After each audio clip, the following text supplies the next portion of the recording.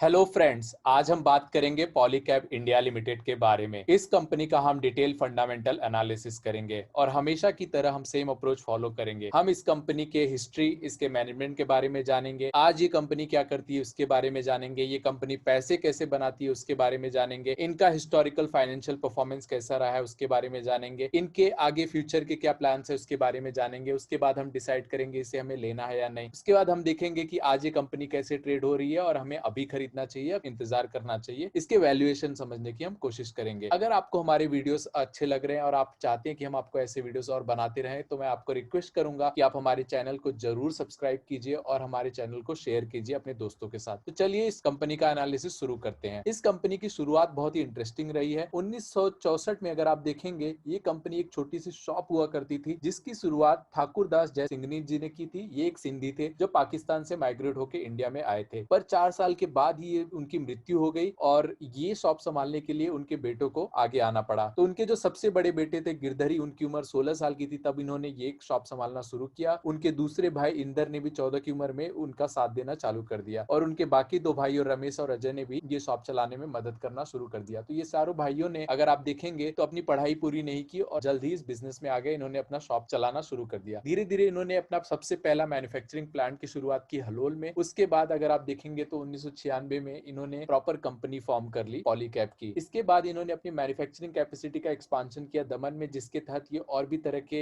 आप देखेंगे wires and cables बनाने लगे, ऑप्टिकल फाइबर केबल्स बनाने लगे, स्विच बोर्ड केबल बनाने लगे। तो इन्होंने धीरे धीरे एक्सपांशन शुरू किया। अभी तक ये कंपनी, अगर आप देखेंगे 1964 से लेकर 1998 तक अगर आप देखेंगे, या आप और भी आगे जाइए 2008 तक देखेंगे, तो ये कंपनी का जो पूरा ग्रोथ था वो ऑर्गेनिक था। तो ये कंपनी बाहर से पैसे रेज नहीं कर रही थी। ये कंपनी फैमिली मैनेज थी और पूरी ओनरशिप फैमिली के पास ही थी, ये चारों भाइयों के पास ही थी। 2009 में इन्हें इन्वेस्टमेंट मिला 401 करोड़ का इंटरनेशनल फाइनेंस कॉर्पोरेशन से, जो एक वर्ल्ड बैंक की सब्सिडरी है। तो इसके बाद इस कंपनी के ट्रांसफॉर्मेशन शुरू हो गए। इसी दौरान अगर आप देखेंगे, इस कंपनी ने ईपीसी बिजनेस में भी एंटर किया। उसका फुल फॉर्म होता है इंजीनियरिंग, प्रोक्योरमेंट एंड कंस्ट्रक्शन। इस बिजनेस से ये वर्टिकल इंटीग्रेशन करना चाहते थे। बेसिकली इनका प्लान ये था कि हम केबल्स एंड वायर्स बना रहे हैं तो हम क्यों ना टेंडर्स ले, गवर्नमेंट टेंडर्स ले, जिसके तहत इंजीनियरिंग के जो भी काम है वो टेंडर्स में अप्लाई करें। इनका फोकस यही था कि हम वही टेंडर लेंगे, वही प्रोजेक्ट्स लेंगे जिसमें हमारे केबल्स यूज हो या वायर्स यूज हो। तो ये अगर इलेक्ट्रिफिकेशन प्रोग्राम है उसमें पार्टिसिपेट करते थे, ये फाइबर का कोई प्रोग्राम हो उसमें पार्टिसिपेट करते थे। तो ये इनका वर्टिकल इंटीग्रेशन था कि हम जो बिजनेस कर रहे हैं उसी में थोड़ा आगे बढ़े, वर्टिकल इंटीग्रेशन करें। इसके बाद अगर आप देखेंगे, इनके जो रॉ मटेरियल थे उसके तहत ही इन्होंने और दूसरे डोमेन में भी एक्सपांशन शुरू कर दिया। 2013-14 के दौरान अगर आप देखेंगे, इन्होंने switches and switch gear segment में चालू कर दिया। इसके अलावा फैन वगैरह भी ये बनाने लगे। तो FMEG, fast moving electrical good segments में भी मूव कर गए। और ये इन्वेस्टमेंट के बाद क्या हुआ कि इनके जो सेकंड जनरेशन, नेक्स्ट जनरेशन के जो इनके फैमिली मेंबर्स थे वो भी इस बिजनेस में आ गए और उन्होंने कोशिश की कि इसको जो बिजनेस है वो थोड़ी अलग से चलाया जाए, इसको प्रोफेशनली मैनेज किया जाए। तो इन्होंने एक एक्सटर्नल सीईओ भी अपॉइंट किया था। तो ये कंपनी अगर आप देखेंगे 2009 के बाद काफी ट्रांसफॉर्म हुई और प्रोफेशनली मैनेज होने लगी। हालांकि कंट्रोल फैमिली के पास ही था। अगर आप डायरेक्टर्स देखेंगे फैमिली मेंबर्स ही थे, बट सीईओ अगर आप देखेंगे एक्सटर्नल थे। तो ये कंपनी में ये बहुत बड़ा ट्रांसफॉर्मेशन था और जो नए जनरेशन थे वो काफी पढ़े लिखे भी थे, उन्हें इंटरनेशनल डिग्रीज भी है। इनकी जो थॉट प्रोसेस थी वो बहुत बेहतर थी। उनका इस कंपनी को लेके विजन ग्लोबल था और इस कंपनी को और आगे लाना था। इसके अलावा अगर आप देखेंगे तो ये कंपनी शुरुआती दौर में B2B, business to business domain में काम किया करती थी। इससे प्रॉब्लम ये होता था कि आप बड़े बड़े टेंडर्स पे डिपेंडेंट होते थे। अगर वो टेंडर नहीं मिले आपको तो आपको प्रॉब्लम होता था, आप ऑर्डर बुक पे डिपेंडेंट होते थे और आपको मार्जिन भी आपके हाथ में नहीं होता था, आप निगोशिएट नहीं कर सकते थे, आपकी एक ब्रांड नहीं होती थी। तो ये वो बनाना चाहते थे। इसके तहत इन्होंने B2C में फोकस भी बहुत तेजी से किया। तो B2C फोकस में अगर आप देखेंगे, इन्होंने वायर्स और केबल्स में भी फोकस किया। इसके अलावा एफएमईजी जो प्रोडक्ट था वो पूरी तरह से B2C था, जो डिस्ट्रीब्यूटर के थ्रू या रिटेल के थ्रू ये अपने क्लाइंट्स को सेल करते हैं, पर इनका खुद का ब्रांड होता है। तो ये भी एक बड़ा चेंज था। अगर आप देखेंगे, ये प्रोफेशनली मैनेज होते गए कंपनी। इसके अलावा ये B2C में फोकस करते गए। अगर आप देखेंगे, हाँ, अभी तक तो ये वर्टिकल इंटीग्रेशन कर रहे थे। इसके अलावा इन्होंने डिसाइड किया कि जो कॉपर है, जो हमारा सबसे बड़ा रॉ मटेरियल है, उसके लिए हम बैकवर्ड इंटीग्रेशन कर लेते हैं। इसके तहत अगर आप देखेंगे तो इन्होंने एक इंटरनेशनल कमोडिटी ट्रेडिंग कंपनी, ट्राफिगुरा करके कंपनी थी, जिसके तहत इन्होंने टाइप किया और इन्होंने जॉइंट वेंचर के तहत तो गुजरात में एक copper rod production company setup की। 50-50 जॉइंट वेंचर था वो। 2019 में ये कंपनी का आईपीओ हुआ और ये आईपीओ काफी सक्सेसफुल रहा था। अगर आप फास्ट फॉरवर्ड हम 2020 में आए तो ये जो जॉइंट वेंचर इन्होंने किया था, ट्राफिगुरा चाहता था कि वो इंडियन बिजनेस से एग्जिट कर जाए जाए तो इन्होंने वो 50% स्टेक भी बाय कर लिया, तो वो जॉइंट वेंचर आज इनकी सब्सिडरी है। तो ये इस कंपनी का अगर आप स्टोरी देखेंगे तो एक शॉप से इन्होंने मैन्युफैक्चरिंग चालू की वायर्स एंड केबल्स की, वायर्स एंड केबल्स में डिफरेंट डोमेन में एक्सपांड करते गए, फिर ये EPC business, engineering, procurement and construction में गए वर्टिकल इंटीग्रेशन करने के लिए, जहां उनका फोकस था कि ये अपने ही प्रोडक्ट, अपने ही केबल्स एंड वायर्स यूज करे। और उसके बाद इन्होंने एफएमईजी सेक्टर में भी एंटर कर लिया, जिसमें ये खुद का ब्रांड स्टैब्लिश करना चाहते थे, B2C पे भी ज्यादा फोकस करना चाहते थे। एफएमईजी बिजनेस का अगर आप देखेंगे ग्रोथ बहुत ही बेहतरीन रहा है जब से इन्होंने लॉन्च किया है, 50 CAGR का ग्रोथ रहा है, तो ये बहुत अच्छी बात है। और इसका रेवेन्यू में कंट्रीब्यूशन बहुत ही तेजी से बढ़ रहा है, और इस डोमेन में कंपनी का फोकस बहुत ज्यादा है, B2C में और एफएमईजी में भी फोकस ज्यादा है, प्रोडक्ट ब्रांड बिल्डिंग भी फोकस बहुत ज्यादा है। चलिए देखते हैं आज इस कंपनी की क्या सिचुएशन है। तो आज के दौर में अगर आप देखेंगे इंडिया की सबसे बड़ी केबल एंड वायर में ये कंपनी आती है, मैन्युफैक्चरिंग एंड सेलिंग में। तो ये अगर आप देख पा रहे हैं, ये कंपनी पॉलीकैब आज के टाइम में इंडिया की सबसे बड़ी कंपनी है। और इसके अलावा एफएमईजी, जैसा हमने डिस्कस किया, fast moving electrical good segment, इसके बारे में आपको बताऊंगा आगे कौन कौन से प्रोडक्ट बनाते हैं ये इसमें, उसमें भी ये बहुत तेजी से आगे बढ़ रहे हैं और इनका एक्सपोर्ट प्रेजेंस भी है। ये आज के टाइम में अगर आप देखेंगे 40 कंट्रीज में ये अपने प्रोडक्ट्स एक्सपोर्ट भी करते हैं। अगर आप देखेंगे वायर्स एंड केबल सेगमेंट में इनका ऑर्गेनाइज मार्केट में अगर आप देखेंगे 12% का शेयर है, और अगर अनऑर्गेनाइज भी मिला दे आप तो टोटल इनका जो शेयर है 18% का हो जाता है। अगर आप इनके बिजनेस सेगमेंट देखें तो वायर्स एंड केबल से इन्होंने शुरुआत की थी, फिर ये ईपीसी में गए, engineering, procurement and construction. EPC जैसे मैंने आपको बताया, इनका फोकस वही रहा है कि अपने ही वायर्स एंड केबल्स वो यूज करे और वैसे ही प्रोजेक्ट्स में वो बिड करते हैं जहां इनके वायर्स एंड केबल यूज हो चुके हैं। तो अगर आप इनके हिस्टोरिकल देखेंगे तो भारत नेट प्रोग्राम, जैसे कि गवर्नमेंट जिससे चाहती थी ग्राम पंचायतों को फाइबर से कनेक्ट करे, तो इसमें इन्होंने बिड किया और ग्राम पंचायत को फाइबर से कनेक्ट किया, इसमें इन्होंने खुद के फाइबर यूज किए। इसके अलावा आप देखेंगे रूरल इलेक्ट्रिफिकेशन प्रोग्राम था जो गवर्नमेंट का, उसमें भी इन्होंने पार्टिसिपेट किया और उसमें भी इन्होंने अपने पावर केबल्स वगैरह यूज किए। ईपीसी का गोल इनका यही है कि ये वर्टिकल इंटीग्रेशन है इनके लिए। पर अगर आप देखेंगे इनका फोकस बहुत ज्यादा रहा है B2C में, वायर्स एंड केबल में अपना खुद का ब्रांड बनाना चाहते हैं, B2C में एक्सपांशन करना चाह रहे हैं, और एफएमईजी यहाँ इनके लिए बहुत ही ज्यादा इंपॉर्टेंट रहती है। ये 3 सेगमेंट है जिसमें ये ऑपरेट करते हैं, पर इसमें सबसे इंपॉर्टेंट हो जाता है वायर्स एंड केबल, क्योंकि यहाँ से इनका सबसे ज्यादा रेवेन्यू भी आ रहा है, और एफएमईजी क्योंकि ये इनका फ्यूचर है। इसके अलावा अगर आप देखेंगे रॉ मटेरियल देखेंगे तो ये एल्यूमिनियम, कॉपर और various grades of PVC, rubber, acrylic compound, GI wire and strip वगैरह यूज होते हैं। इसमें अगर आप देखेंगे तो सबसे ज्यादा कॉस्ट इनका जो है कॉपर से आता है, उसके बाद एल्यूमिनियम से आता है। तो इसके लिए भी जैसे मैंने आपको बताया, कॉपर के लिए ये जॉइंट वेंचर किया था इन्होंने, जो आज इनकी पूरी तरह से सब्सिडरी बन चुकी है। चलिए थोड़ा आगे देखते हैं हम इनके वायर्स एंड केबल्स के बिजनेस के बारे में और एफएमईजी के बारे में कि इसमें कौन कौन से प्रोडक्ट हैं इनके पास। वायर्स एंड केबल में तो ये पावर केबल बनाते हैं, ऑप्टिकल फाइबर केबल बनाते हैं। ऑप्टिकल फाइबर में ये यहाँ देखेंगे आप तो स्टरलाइट के कंपटीशन हो जाते हैं ये इंडिया में। बिल्डिंग वायर्स बनाते हैं। इसके अलावा अगर आप देखेंगे फ्लेम रिटार्डेड लो स्मोक, ये बेसिकली वायर्स ऐसे होते हैं जो फायर कैच नहीं करते। इसके अलावा आप देखेंगे zero halogen flame retarded wire भी बनाते हैं जिसका पावर कंजम्पशन कम होता है। इसके अलावा ये सोलार केबल भी बना रहे हैं, जिससे आप देख पा रहे हैं कि ये रिन्यूएबल में भी एनर्जी में भी इनकी प्रेजेंस है। Flexible wire, control wire, instrumentation cables, other cables, तो इनका आप देखेंगे बहुत ही ज्यादा वैरायटी की ये केबल्स एंड वायर्स बना रहे हैं। और ये केबल एंड वायर अगर आप देखेंगे एंड सेगमेंट जहां यूज होता है तो वो भी बहुत ही ज्यादा डाइवर्सिफाइड है। Power, oil, gas, construction, IT park, infrastructure, metal, non metal, cement, agriculture, real estate, telecom, railway से लेकर आप देख पा रहे हैं ये बहुत ही ज्यादा वाइड इंडस्ट्रीज में डाइवर्सिफाइड है। तो ये इनका मेजर बिजनेस रहा है अब तक। और जैसा मैंने बताया ईपीसी में इनका मेन गोल यही था कि वो ऐसे प्रोजेक्ट्स ले जहां ये अपने वायर्स एंड केबल यूज कर सके इलेक्ट्रिफिकेशन और फाइबर वगैरह के प्रोग्राम में। चलिए आगे देखते हैं एफएमईजी में इनके क्या क्या प्रोडक्ट है। फास्ट मूविंग इलेक्ट्रिकल गुड्स की अगर आप देखेंगे इन्होंने शुरुआत की थी स्विचेस एंड स्विच गियर से। आज के समय में ये फैंस बनाते हैं, होम अप्लायंसेस बनाते हैं, एलईडी बनाने के लिए भी इन्होंने एक जॉइंट वेंचर किया हुआ है। और इसके अलावा आप देखेंगे तो सोलार प्रोडक्ट बनाते हैं, एग्री के लिए इन्होंने पंप्स, पाइप्स और फिटिंग्स भी बनाते हैं। तो ये आज के दौरान में अगर आप देखेंगे एफएमईजी के इनके प्रोडक्ट हैं। ये प्रोडक्ट की ग्रोथ बहुत ही बेहतरीन रही है और इनका भी फोकस इस पे बहुत ज्यादा रहा है, क्योंकि हालांकि इस प्रोडक्ट में मार्जिन बहुत कम है, पर अपना अगर आपने ब्रांड स्टैब्लिश कर दिया और आप प्रीमियम प्रोडक्ट लॉन्च कर पाते हैं तो ब्रांड रिकॉल होता है, जिससे आपके कस्टमर स्टिकनेस बढ़ जाती है और आपको फ्यूचर में उससे बहुत ज्यादा फायदा होता है। तो इस बिजनेस पे इनका बहुत ही ज्यादा फोकस रहा है। और भी क्या नए प्रोडक्ट ये लॉन्च कर रहे हैं उसके बारे में भी मैं आपको बताऊंगा इस डोमेन के। इनका अगर आप देखेंगे आज के टाइम पे प्रेजेंस तो 25 मैन्युफैक्चरिंग फैसिलिटीज है इनकी 7 लोकेशन में। वायर्स एंड केबल्स इनका अगर आप देखेंगे हलोल गुजरात और दमन में बनता है। लाइटनिंग एंड ल्यूमिनेयर्स छनी गुजरात में बनता है। स्विचेस एंड स्विच गियर अगर इनका देखेंगे आप नासिक में बनता है। फैंस रुड़की उत्तराखंड में बनाते हैं। कॉपर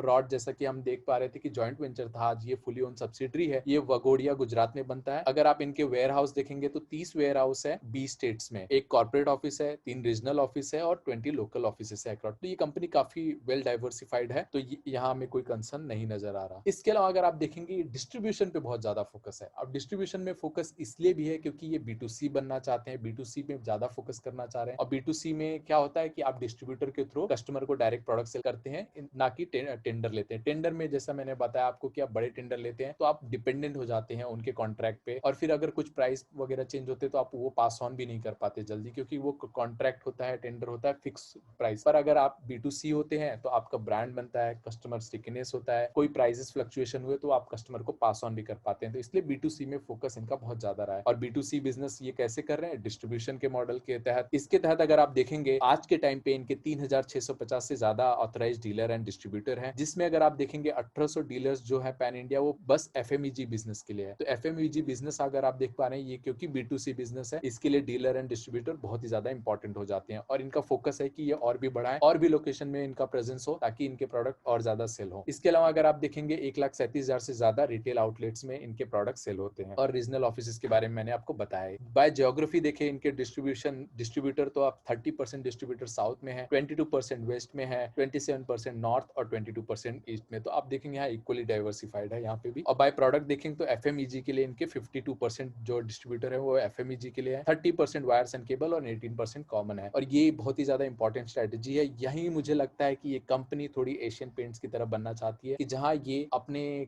B2C बने, अपने प्रोडक्ट डायरेक्ट कस्टमर को सेल करे, और इन्वेंट्री मैनेजमेंट के लिए भी ये बहुत कुछ कर रहे हैं, जिससे तहत ये ट्रैक कर पाए कि कौन से प्रोडक्ट कौन से एरिया में कितना ज्यादा सेल हो रहा है, और वो कैसे और भी प्रोडक्ट क्रॉस सेल कर पाए, और उसके हिसाब से ये अपनी इन्वेंट्री कैसे मैनेज कर पाए और उनको प्रॉपर सर्व कर सके। उसके बारे में आपको आगे बताऊंगा, पर ये बहुत इंपॉर्टेंट हो जाता है इस कंपनी के लिए। इसके अलावा इनके कुछ इनिशिएटिव्स हैं जो मुझे बहुत अच्छे लग रहे हैं, जिसके बारे में मैं आपको बताना चाहूंगा। Polycab experience centre. अगर आपको B2C बिजनेस बनाना है तो आपको एक ब्रांड स्टैब्लिश करना पड़ता है। आप ये एडवर्टीजमेंट के थ्रू जरूर कर सकते हैं, पर एक्सपीरियंस सेंटर बहुत ज्यादा आपकी मदद करता है। एक्सपीरियंस सेंटर में इनका बेसिकली गोल क्या होता है, ये कंपनी एक लोकेशन पे अपनी एक्सपीरियंस सेंटर बनाएगी, जहां प्रोडक्ट एक सेल करने का इनका एम नहीं होता। सेल ये डिस्ट्रीब्यूटर और रिटेल के थ्रू ही करेंगे, पर वो एक्सपीरियंस सेंटर में कस्टमर जाके देख सकते हैं इनके प्रोडक्ट की क्वालिटी, इनके प्रोडक्ट ब्रांड रिकॉल होता है, और ये बेसिकली पॉलीकैब के बारे में ज्यादा समझ पाएंगे, देख पाएंगे इस कंपनी के क्या क्या प्रोडक्ट्स हैं, क्या क्या प्रीमियम प्रोडक्ट्स हैं। तो एक्सपीरियंस सेंटर आप देखेंगे बहुत इंपॉर्टेंट हो जाता है। ऑथराइज डीलर्स तो ठीक है, पर ये एक्सपीरियंस सेंटर जब कंपनी खुद करती है तो वहाँ क्वालिटी मेंटेन करती है लोकेशन की। तो ये एक्सपीरियंस सेंटर कस्टमर के लिए बहुत इंपॉर्टेंट हो जाता है, अगर आप कोई प्रीमियम प्रोडक्ट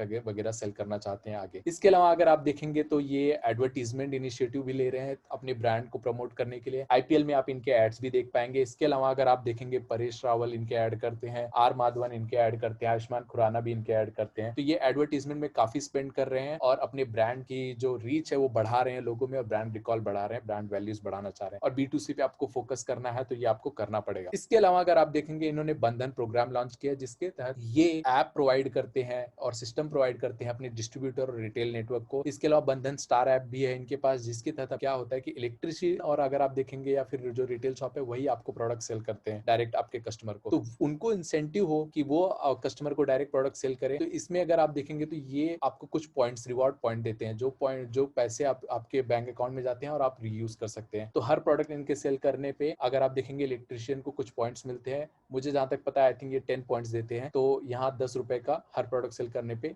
इलेक्ट्रिशियन को भी फायदा हो जाता है, जो वो पैसे यूज कर सकता है। तो यहाँ इंसेंटिव है, आप देखेंगे रिटेल शॉप्स और इलेक्ट्रिशियन को इनके प्रोडक्ट सेल करने के लिए। इसके अलावा प्रोजेक्ट जोश इन्होंने लॉन्च किया, जिसके तहत ये FMEG सेगमेंट में और ग्रोथ करना चाहते हैं, और ग्रोथ वैसे ही आएगी कि अब और भी ज्यादा रिटेल और डिस्ट्रीब्यूशन नेटवर्क बढ़ाएं अपना। इसके अलावा अगर आप देखेंगे ये सेल्सफोर्स ऑटोमेशन टूल यूज कर रहे हैं, जिसके तहत ये पूरा एंड टू एंड जो एक्टिविटी है प्री ऑर्डर से लेके एंड तक सब कुछ ऑटोमेट करना चाह रहे हैं, सारा डेटा पॉइंट कलेक्ट करना चाह रहे हैं, जिसके तहत ये इन्वेंट्री ज्यादा बेहतर मैनेज कर पाए कि कौन से प्रोडक्ट की इन्वेंट्री इन्हें चाहिए, किस प्रोडक्ट के ऑर्डर्स ज्यादा हैं और कौन से प्रोडक्ट बहुत ही ज्यादा यूज हो रहे हैं। तो ये सारी इन्फॉर्मेशन डेटा कलेक्ट अगर ये कर पाएंगे तो ये इन्वेंट्री मैनेजमेंट बेटर कर पाएंगे, बेटर सर्व कर पाएंगे। तो ये बहुत ही अच्छा इनिशिएटिव है इस कंपनी का। इसके अलावा ये फ्यूचर में क्रॉस सेलिंग भी कर सकते हैं। इसके तहत ये डिस्ट्रीब्यूटर मैनेजमेंट सिस्टम भी बनाया इन्होंने, जिसके तहत ये देख पाएंगे कि कौन से डिस्ट्रीब्यूटर के पास कौन से प्रोडक्ट कितने ज्यादा सेल हो रहे हैं, कौन से प्रोडक्ट की कमी है उस डिस्ट्रीब्यूटर के पास, जिसको वो जल्दी से उस डिस्ट्रीब्यूटर के पास पहुंचा सके। तो ये सारे इनिशिएटिव अगर आप देख पा रहे हैं तो ये बेसिकली डेटा कलेक्ट करना चाह रहे हैं, अपनी इफिशिएंसी इंप्रूव करना चाह रहे हैं, जो कि बहुत ही अच्छी बात है। अगर आप देखेंगे इसको कंपेयर करेंगे एशियन पेंट्स के साथ तो वो ऑलरेडी करता है ये चीजें। तो आपके लिए डेटा बहुत इंपॉर्टेंट हो जाता है अगर आप इन्वेंट्री मैनेजमेंट करना चाह रहे हैं। तो यहाँ कंपनी की बहुत अच्छी बात है कि वर्टिकल इंटीग्रेशन, बैकवर्ड इंटीग्रेशन के साथ साथ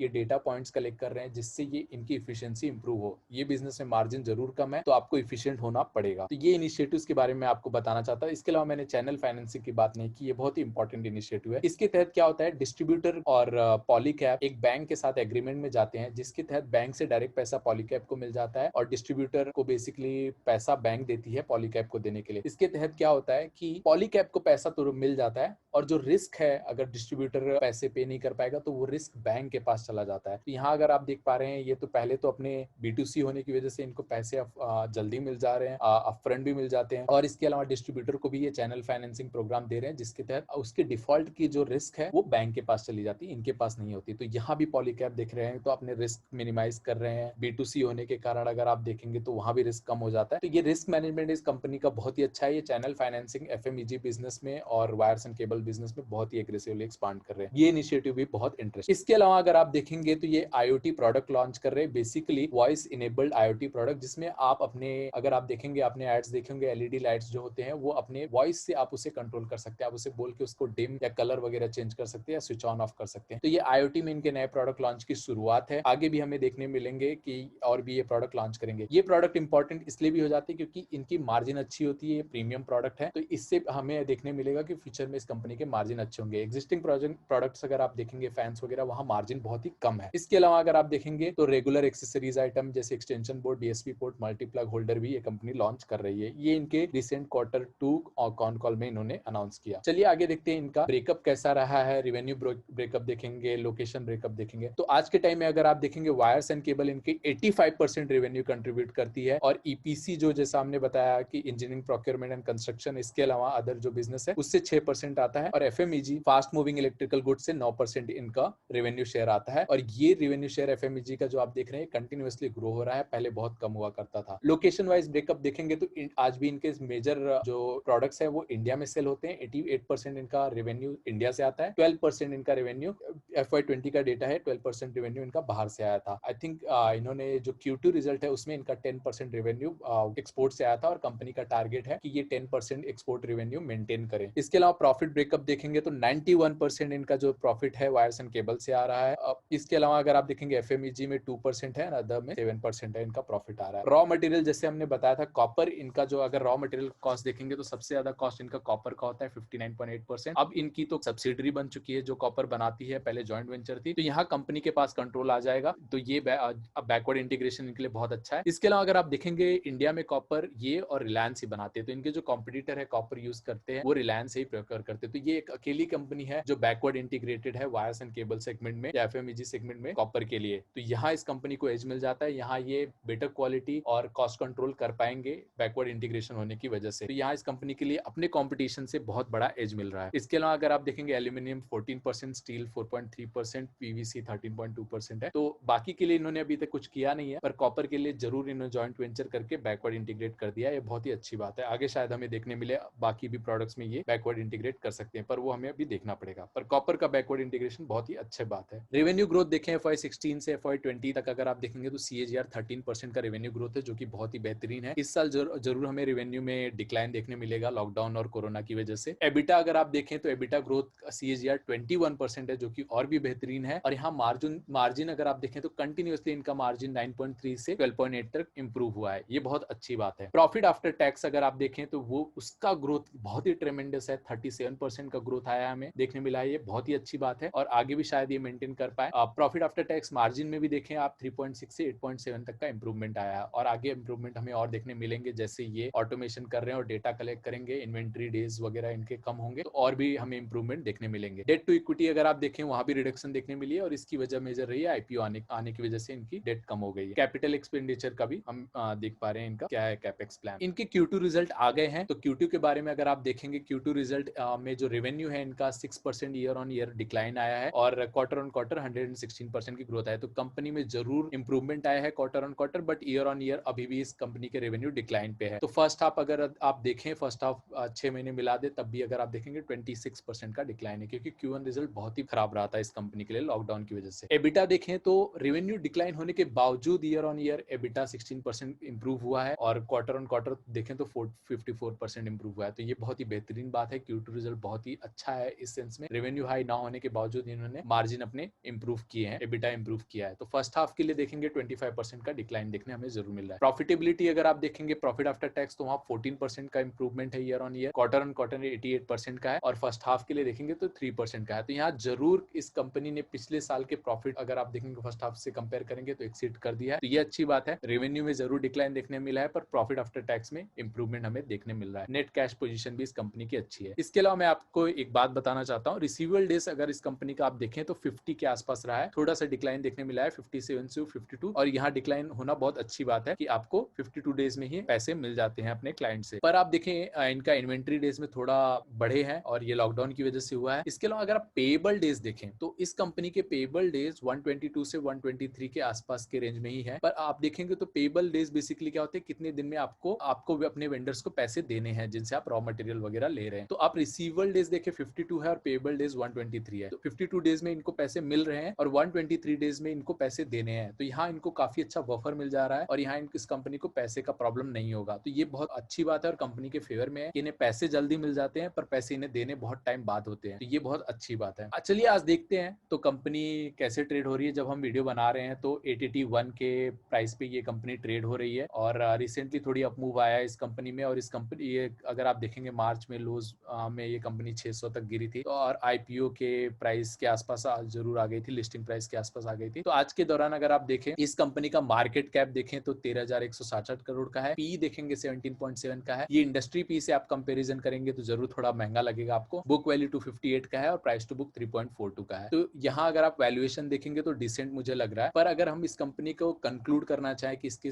साथ हमें क्या करना चाहिए तो Q2 रिजल्ट जैसा आप देख पा रहे हैं रेवेन्यू में जरूर डिक्लाइन है पर इंप्रूवमेंट में अगर आप देखें एबिटा और प्रॉफिट आफ्टर टैक्स मार्जिन में इंप्रूवमेंट बहुत अच्छा है। तो कंपनी मुझे लग रहा है कि वापस बैक ऑन ट्रैक आ गई है और इसमें ग्रोथ अब शायद हमें देखने मिले और कंपनी आगे और भी अच्छा करे। इसके अलावा अगर आप देखेंगे B2C पे इनका जो फोकस है वो बहुत ज्यादा हो रहा है, जो कि बहुत ही अच्छी बात है हम शेयर होल्डर्स के लिए। फ्यूचर में ये कंपनी के लिए बहुत अच्छी बात है। इसके अलावा अगर आप देख रहे हैं डेटा कलेक्ट कर रहे हैं नए नए और अगर अपना एक्सपांशन बढ़ा रहे हैं तो ये भी बहुत अच्छी बात है और उससे इनकी प्रोडक्टिविटी बढ़ेगी, इफिशियंसी बढ़ेगी। तो यहाँ हम देख पा रहे हैं कि बहुत कंपनी के जो फ्यूचर गोल्स हैं और जिस डायरेक्शन में ये बढ़ रही है वो बहुत अच्छा है। टेक्नोलॉजी का अच्छा यूज कर रहे हैं, FMEG में नए नए प्रोडक्ट लॉन्च कर रहे हैं, प्रीमियम प्रोडक्ट लॉन्च कर रहे हैं, वो अच्छा है। अपने ब्रांड बिल्ड कर रहे हैं एडवर्टीजमेंट के थ्रू, बहुत अच्छा है। अगर एक बार इनका ब्रांड अच्छा इमेज बन गई, ब्रांड बिल्ड हो गई तो फ्यूचर में इनके लिए कंपटीशन हैंडल करना बड़ा ही आसान हो जाएगा। प्रीमियम प्रोडक्ट्स लॉन्च कर सकते हैं, सेल कर सकते हैं, मार्जिन इंप्रूव हो सकता है। बैकवर्ड इंटीग्रेशन किया कॉपर का तो आगे हमें कॉपर का जो कॉस्ट है वो इनको कम देखने मिलेगा। इसके अलावा अगर आप रॉ मटेरियल देखेंगे उसके कॉस्ट भी डिक्रीज हुए हैं कॉपर एल्यूमिनियम के।